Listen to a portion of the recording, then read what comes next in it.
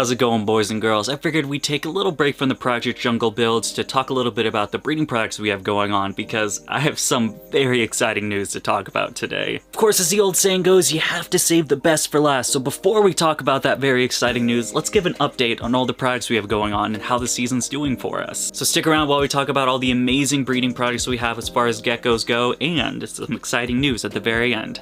How many times can I say that before the hook actually lands in?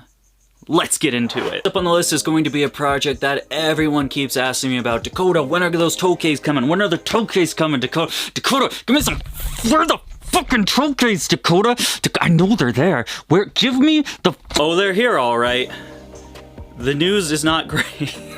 Me uttering the same sentence over and over again for 2 years, Jesus fucking Christ. So we did start getting some eggs around, I think I want to say like February-ish, March-ish. I don't really remember the complete time period. The problem is we tried a dumb method of like no substrate. Long story short, it was a bad idea. And what's happening was they were laying those eggs in those little pipes right there, and then they would hide into it because they would run back in, because that's kind of the only hide they have in there. And the eggs would fall and usually crack or break in some way, or I couldn't leave them in there, I had to artificially incubate. And I don't know why, but with tokay gecko eggs, artificially incubating them is just such a chore. I don't know, it's not, at least in my experience, it doesn't feel like it's just a usual egg. They just seem like annoying. It's a pain in the ass, and they don't really work when you artificially incubate them. That being said, we started out this season with 2 good clutches of the Green Galaxy pairing, 1 good clutch of the Reduced Pattern pairing, and then 1 single egg, and 1 egg that actually stayed in there, of the Granite to Het Granite pairing. Fortunately, the egg that artificially incubated with my Het Granite and the Reduced Pattern clutch both went bad while artificially incubating. We still have both of those Green Galaxy eggs. They're both looking great. It was absolutely fantastic. The best morph out of all of them, that's kind of the best outcome I would like to have. The thought with this was I was just going to add a little bit stuff at a time to not mess up the cycle, because if you change too much of their surroundings, it's going to confuse them. They're going to get weirded out, and then you have to redo the cycling all over again. I don't know why I'm so afraid, so I'm like slowly we've added substrate. I had like 1 cork here and there, because I'm like, I don't want to disrupt the cycle, but the cycle's not really doing much for me right now. Honestly, I think at this point I should just bite the bullet and just redo the whole thing, make it nice, give them plenty of hiding spaces like I used to, and I think I'm just going to have a much better outcome. I might need to recycle, that'll take a couple of months, but if I just bit the bullet a couple months ago when I decided to start doing it, then, well, we probably have more eggs by now than we do it now. You just gotta, business tip 101. Just do it. Who cares what happens? If your business fails because you're following this advice, don't come after me. I'm no scholar. Hey there, kids. Hate crested geckos? Think they're a lame pet? Yeah? You love gargoyle geckos, and you can't wait for me to get a bunch of gargoyle eggs?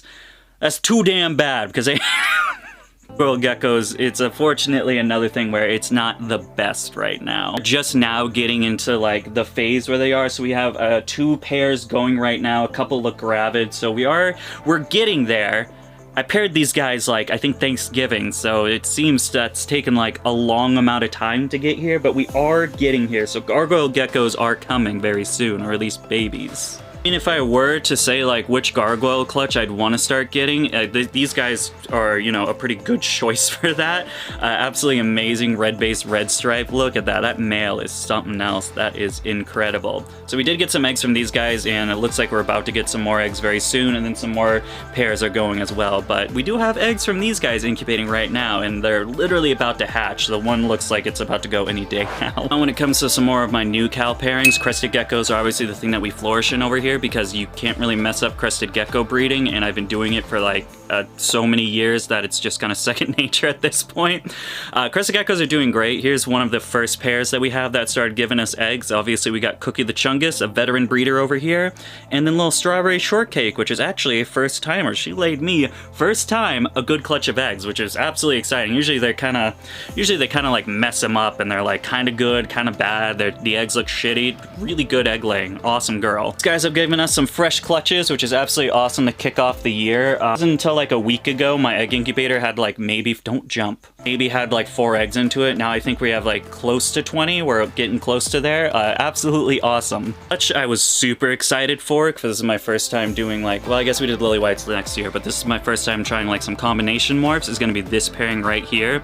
This right here is a cappuccino male, super nice and dark, nice creamy pinning to this red base lily white. Yes, it's a red base. There's no arguing. That's red. I don't know why people, there's one specific person coming at me. It's red. It's a first-time breeder for us over here, and this dude, well, actually I think they're both first-time breeders, and they did it! I got one good egg, the other egg looked kind of bad, but hopefully, I mean, it's about a 1 in 100 odds if that first clutch gets us a frap, but it could end up happening, who knows? This is only our first clutch, she'll give us many more clutches as the months go on. Very excited for this. We also do have a white wall girl in there, so really nice high white pinning to this cappuccino with this nice creamy pinning. It's also gonna make some great stuff. Look at that contrast, bro. This is a sick pairing of Cresteds. I can't wait for these eggs to hatch. I'm really, oh my god, really excited for it. Just have some veteran pairings going. Obviously the Galaxy, Phoenix, and Spice trio that we have in there, that's a pairing I've done. I've done a pairing of Spice and Galaxy. I've done a pairing of Phoenix and Spice, and they both produce some really nice stuff. Actually, the Galaxy of Spice pairing is what made those really nice Mardi Gras, the really red spotty, black spot stuff, so I'm excited to get more eggs from them and get those going. They've both been laying perfect eggs for me. It was something I had doubt in my mind that would be a good pair to do. First to talk about in this rack is going to be Daisy, my yellow-based quad stripe girl, to my Skywalker lily white, nice high coverage lily white male. They did the deed, they've been doing great. Daisy just does not lay good eggs for me. I'm gonna up her calcium and see if it helps, but this is the second year in a row that I've had her where the eggs are just, she just can't lay me solid eggs. So hopefully maybe upping the calcium even a little bit more, that'll help, maybe supplementing with some liquid calcium. We can try just to get her to get going. If we can't get any good eggs this season from her, I think we're just gonna retire her or maybe sell her off with the premeditation. One of those risks you take when you're a breeder. If you're looking at getting just adults, sometimes the adults you get, they're a little shabby, but that's just the name of the game, right? You win some, you lose some. Daisy, we lost on Daisy, unfortunately. Over to this, the second rack system. This is where kind of the all-stars are. We have stuff like this absolutely incredible red and black. I believe they call this Mardi Gras. The Mardi Gras, or confetti? Portholing, some nice white fringe, red and black spots, ink blots. This is a great man. We have some great females for him, including my bullseye female, and then that yellow-based world that looks, well, just like this. For these guys, I have seen courtships to all these guys. We also have the Empty Back project right next to them, and then just a Tiger Dalmatian project underneath. So all of them been courting. I haven't checked for eggs yet. The cool thing about bioactive soil is you usually keep it pretty moist, so the eggs can kind of incubate in there. It's not a rush versus if you're doing stuff like paper towels with lay boxes. If the moss dries out, you're gonna have a bad time. This just makes my life a little easier, although I do have to go egg hunting, which can be a pain if you have a big number of geckos to look for. Should probably fix that. Before we continue on with today's video, I just want to give a huge shout out to today's sponsor, me.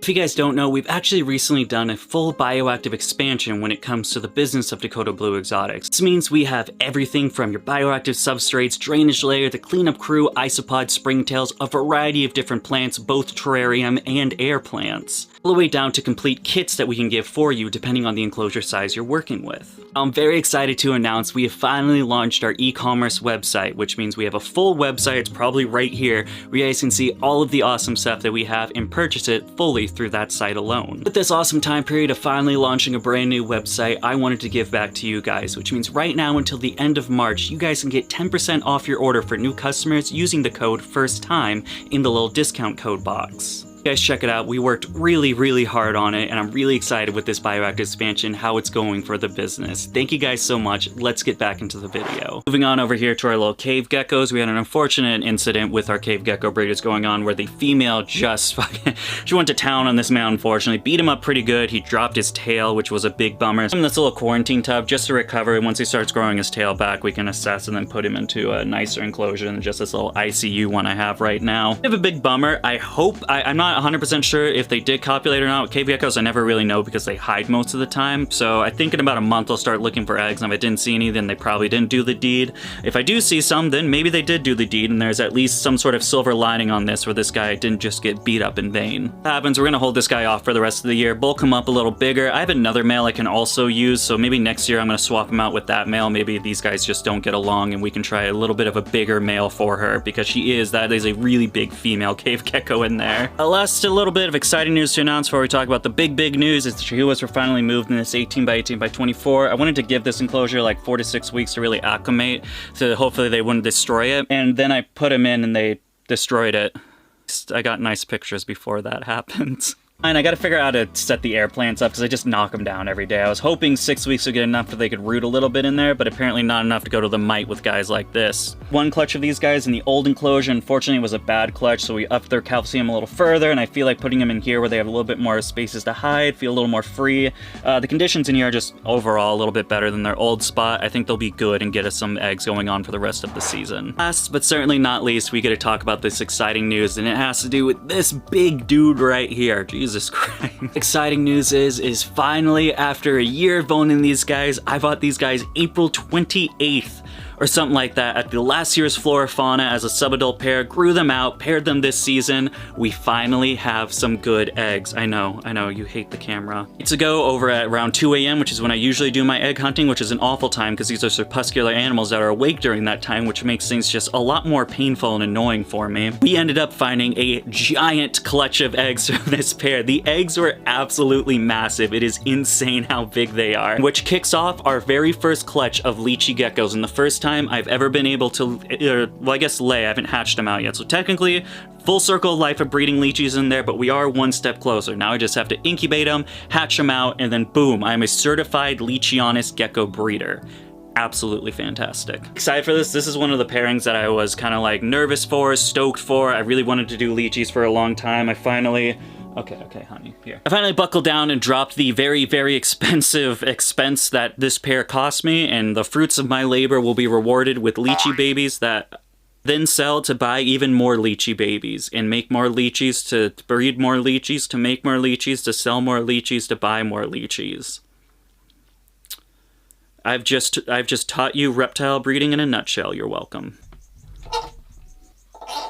There you got it, boys and girls. A little bit of a breeding update over here. Things are finally starting to come together.